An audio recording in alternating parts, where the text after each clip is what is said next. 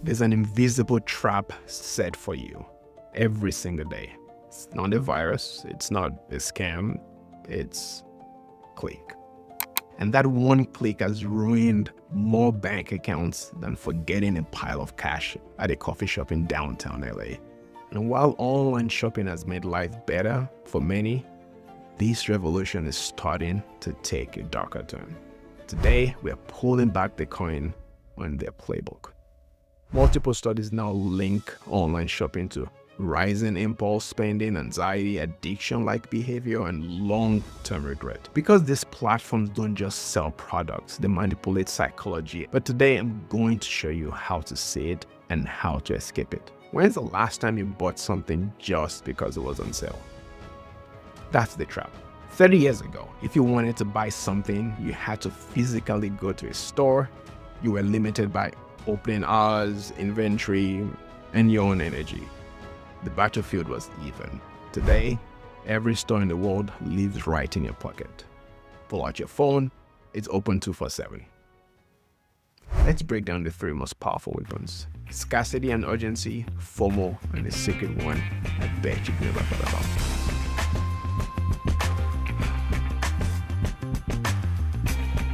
Scarcity and urgency. They're the twin hammers designed to shut down your logical brain. Have you ever seen this? A countdown timer next to a flash sale, a hotel booking saying only 2 rooms left, an airline ticket page showing 5 other people are looking at this flight. This isn't information, it's a manufactured crisis. Urgency creates a deadline, forcing you to act now. Scarcity creates a fear of loss, the feeling that if you don't act now, you'll miss out forever. When your brain sees that ticking clock, it releases cortisol, the stress hormone. To relieve that stress, it craves a solution. And right next to that stressful timer is an easy solution: buy now. Clicking it gives you a rush of dopamine, the feel-good chemical. Marketers have engineered a stress and release loop that has nothing to do with whether you actually need the product. It's a biological hack. This brings us to their most powerful weapon, the one that modern social media has put on steroids: loss aversion. Better known by its street name, fear of missing out. Nobel Prize-winning psychologist Daniel Kahneman discovered something profound about human nature. The pain of losing something is twice as powerful as the pleasure of gaining something of equal value. Losing $100 feels twice as bad as finding $100 feels good. Marketers know this. So instead of selling you on the pleasure of owning their product, they sell you on the pain of not owning it. Every notification from an online store is a little nudge that lets you know, hey, don't you think you're missing out on something? They show you Instagram ads of influencers living their best life with that product. They fill your feed with friends unboxing that new gadget. They create a world where it feels like everyone is in on a secret and you're being left behind. Only two left isn't just scarcity, it's a direct trigger for your loss aversion. You're not buying a shirt, you're buying relief from the fear of missing out. And that's why FOMO drains more wallets than inflation ever will. Now for the sneakiest one. It's called the decoy effect. And you've fallen for it 100 times without ever noticing. Imagine you're at the movies. You have 2 options for popcorn. Small for $3, a large for $7. And for most people, that's a tough choice, right? $7 feels like a lot. So what does the cinema do? They introduce a third decoy option. Small for $3, medium for $6.50, and large for $7. Suddenly the choice is obvious, isn't it? The medium popcorn is such an awful deal that the large looks like an amazing decision.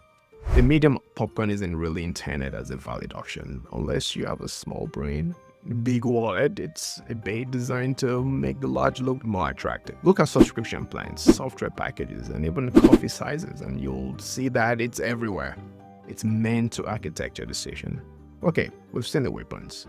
It feels overwhelming, but you're not powerless. You can fight back by building a mental firewall, a conscious system to short circuit those emotional hacks. Number 1, the 24-hour rule. This is the simplest and most effective. If you feel an overwhelming urge to buy something that isn't an immediate necessity, walk away. Just close the tab. Wait a full 24 hours. This gives time for the dopamine and cortisol to fade. After 24 hours, ask yourself if you still feel that burning urgency. 9 times out of 10, the must-have item will feel like a maybe later. Number 2, the 3-question gauntlet. Before any non-essential purchase, force yourself to answer these 3 questions. Honestly, did I want this before I saw the ad? This exposes manufacturer desire. Will this purchase contribute to your goals, or will it be a foregone quarter? What else could this money do? Frame the cost not as dollars but as opportunity.